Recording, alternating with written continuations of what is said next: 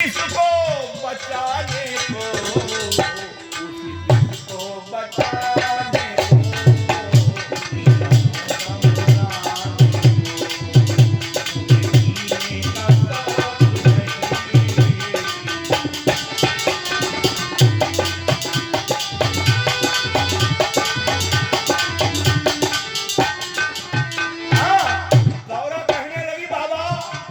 कोई और भी गम है? हाँ गौरा, और इस गम में तुम भी शामिल हो। कौन? मान जाती अगर जो सती, दुख तो वो उठाती ना। दत्त ने यज्ञ किया, सती को नहीं बुलाया, निमंत्रण नहीं दिया, भोले बाबा लाख मनाते रहे। शिव कहे उमा बिलझाओ ना, अब बिन न्योता मैके जाओ ना, मगर नहीं मानी। मान जाती अगर जो सती, दुख तो वो उठाती ना। अपमान की अग्नि में अपने को जलाती ना। मान जाती अगर जो सती, दुख तो वो उठाती ना। अपमान की अग्नि में अपने को जलाती ना। क्यों उसने मिटा डाला, क्यों उसने मिटा डाला, क्यों उसने जला डाला अपने आसमाने को।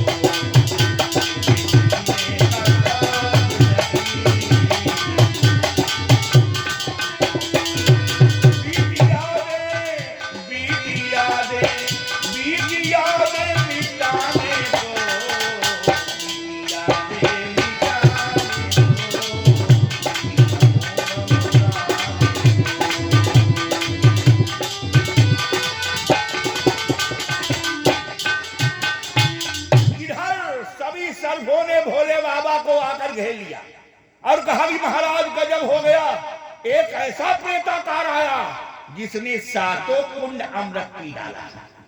भोले बाबा कहने लगे वो अमृत पीता रहा, तुम देखते रहे? नहीं महाराज, हम लोगों ने तो युद्ध किया। एक ने कहा हमारे चच्चा वही मारे गए, एक ने कहा दद्दा मारे गए, एक ने कहा कक्का वही मारे गए। भोले बाबा ने कहा कि देखेंगे किसकी औकात थी अमृत कुंड पे नजर उठाने की। भोले बाबा ने अपना नादिया जो संभाला, पार्वती दौड़ के आ गई। भोले बाबा हम भी चलेंगे साथ में, तुम्हें अकेले नहीं जाने देंगे। भोले बाबा ने कहा हम तो वहां युद्ध करेंगे, तुम क्या करोगे? पार्वती ने कहा तुम युद्ध करोगे, हम आपकी तारीफ करेंगे। तुम्हारी मोहल्ला में काउद धट्टम कुत्ती होती हो, पत्नी पीछे लगी हो, लगे रहो पट्टे, लगे रहो पट्टे। दूनी ताकत आई है। अगर को मेहरिया के सामने मार उखाई गए तो ईसा तो बचाता हुई नहीं थी, कब हुई आई होना है। कब भगवान करेगी जाओ के आगे आवे तरीका वहां की दिखाए गए हमारी कमजोर है, हमारे मारी काट के गए तो हम आप देखे। भोले बाबा ने कहा कि चलो साथ में तुम भी। अब देखो भोले बाबा पहुंचे कहां? उसी जगह पर भीम लेटे हुए है, नाग कन्या पंखा डुला रही। अब भीम लेटे पृथ्वी पर, पेट चंद्रलोक में जा रहा, सातों कुंड अमृत पेट में। इधर भगवान शंकर ने गर्जना लगाई कि भंगु के तरंगी भीड़ बैठे। जो ही भोले बाबा ने गर्जना लगाई, वो कहां है जिसने अमृत पिया है? सामने आ। नाग कन्या कहने लगी महाराज अब हमारा सिंदूर उजड़ जाएगा, भोलेनाथ स्वयं त्रिशूल लेकर आए हैं, तुम मारे जाओगे, मैं विधवा हो जाऊंगा। भोले बाबा की ओर देखकर भीम कहने लगे पगली अब हमें कौन मारेगा? भीम कहने लगे एक बूंद अमृत तो अमर कर देता है, अब हम तो सातों कुंड ढकेले बैठे हैं, हमें कौन मारेगा? भीम कहने लगे नाग कन्या अरे मेरा प्यार वो है जो मर कर भी तुमको जुदावत निभाओ।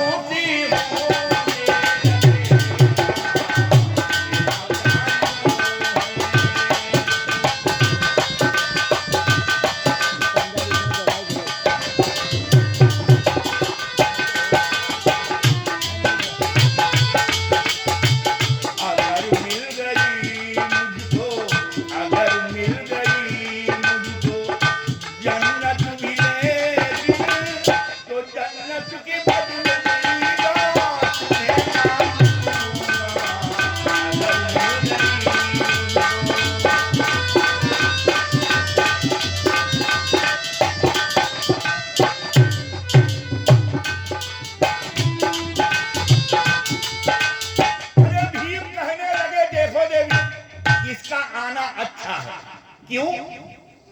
कि ये देखेगा भामर परुते, दो में से एक काम होगा। ये देखेगा भामर परुते, या गर्दन अलग दिखाएगी, या बिन ब्याहे बर दुल्हन की बन में समाधि बन पाएगी।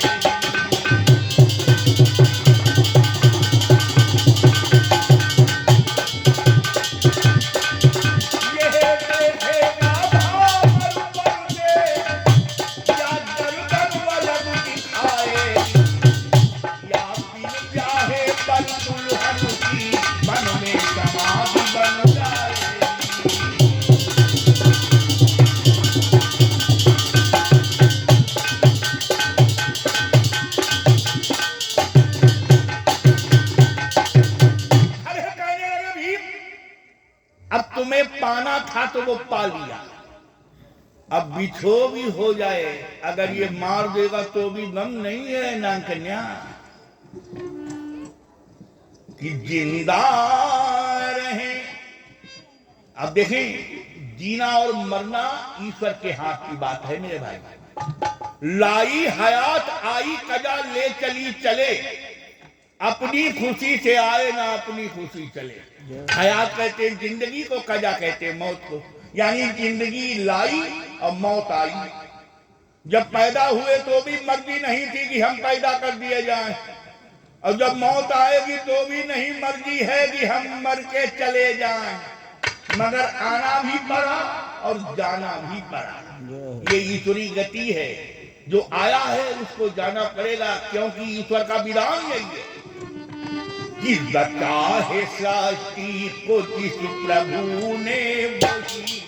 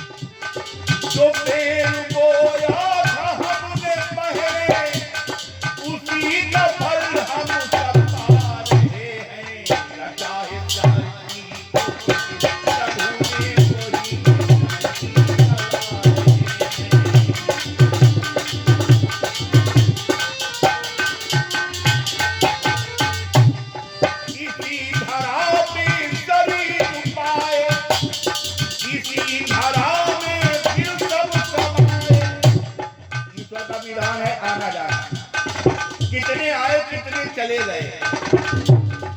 इसी धरा पे शरीर पाए, इसी धरा में फिर सब समाए, है सत्य नियम यही धरा, ये दुआ रहे हैं जा रहे हैं, चाहे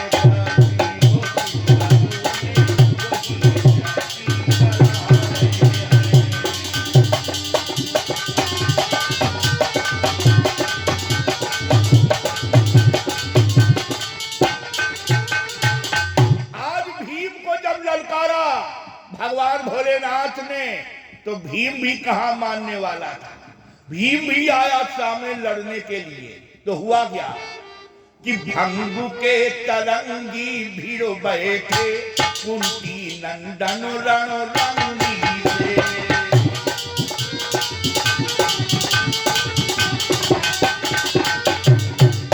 भंगु के तरंगी भीड़ बैठे, कुंती नंदन रंगी से, या आरोधांगी का समन फिरा, पवन भूत बजरंगी से।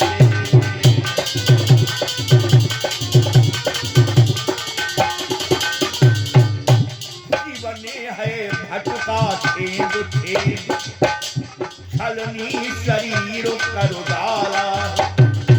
मार मार कसूल भोलेनाथ ने भीम का पूरा शरीर छलनी कर दिया, लेकिन शिव ने है भटका छेद छेद, छलनी शरीर कर डाला है, पर भीम महाबल बांका है, कुंती माता का लाला है।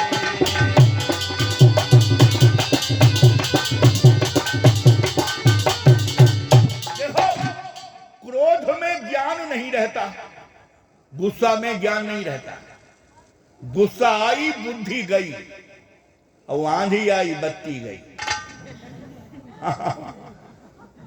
गुस्से में क्रोध में ज्ञान नहीं रहता। गुस्सा आई बुद्धि गई, आंधी आई बत्ती गई, और जब से आया ईलू ईलू तुलसी की चौपाई हुई।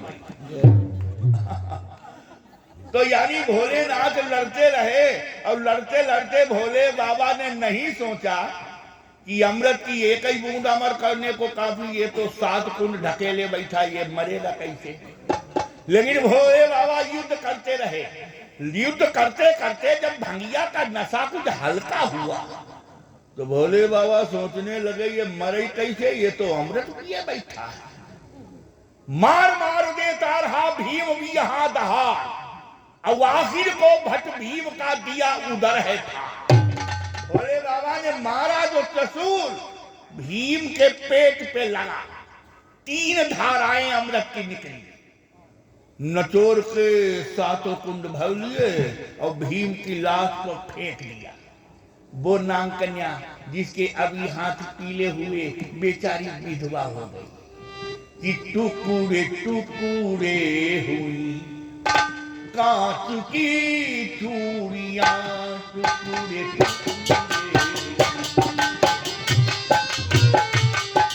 बेचारी विधवा हो गई। नाग कन्या इधर उधर देख रही, आज भीम की लाश पड़ी है। नाग कन्या ने पार्वती की ओर देखा, सोचने लगी बाबा बाबा सब कहे, मैया कहे न कोई, अब बाबा के दरबार में मैया कहे कोई। नाग कन्या ने पार्वती की प्रार्थना की और क्या कहा कि अम्बे तुम ही हो मेरी लाज की रखवैया, अम्बे तुम ही हो मेरी लाज की रखवैया, मैया तुम ही हो मेरी।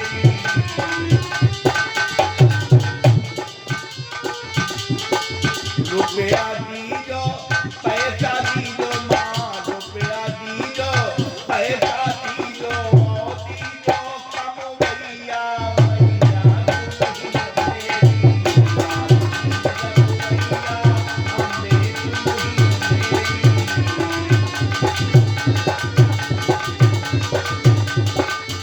गैया दीजो, बछड़ा दीजो माँ, गैया दीजो, बछड़ा दीजो, और दीजो दोहवैया, मैया तुम ही हो मेरी लाज की रखवैया, अम्बे तुम ही हो मेरी।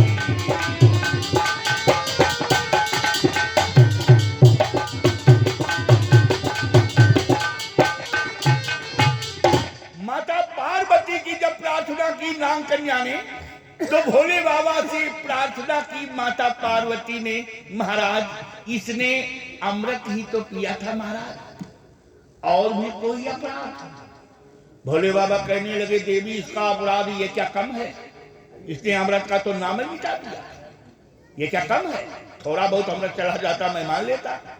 लेकिन महाराज ये भक्ता आपकी कभी बड़ी भक्त थी, श्रृंगार करती थी, पूजा करती थी, ये बेचारी विधवा हो गई है?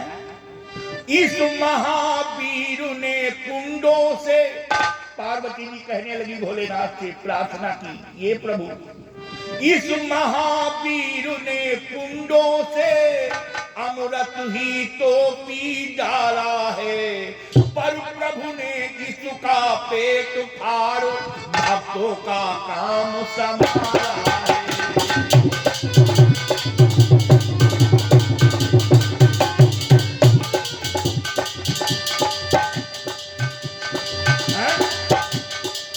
प्रभु इसने तो केवल कुंडों से अमृत ही तो पी डाला है, पर प्रभु ने इसका पेट फाड़ भक्तों का काम संभाला है।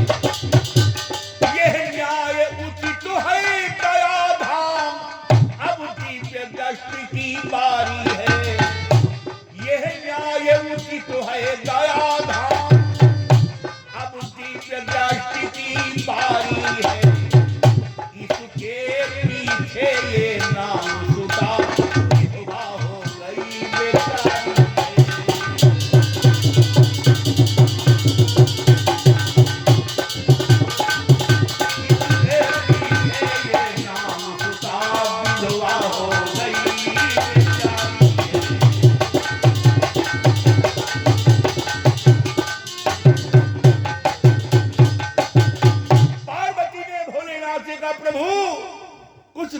कर दो, कि 100 बार नहीं प्यारे, एक बार दया कर दो, इस दीन दुखारी पर एक बार नजर कर दो। पार्वती के कहने पर वो गिरिराजी के विनय वचन श्री शंकर जी के मन भाए। सीतिया चाम उस दिन से, सीतिया चाम बस उस दिन से भीम प्रकोदर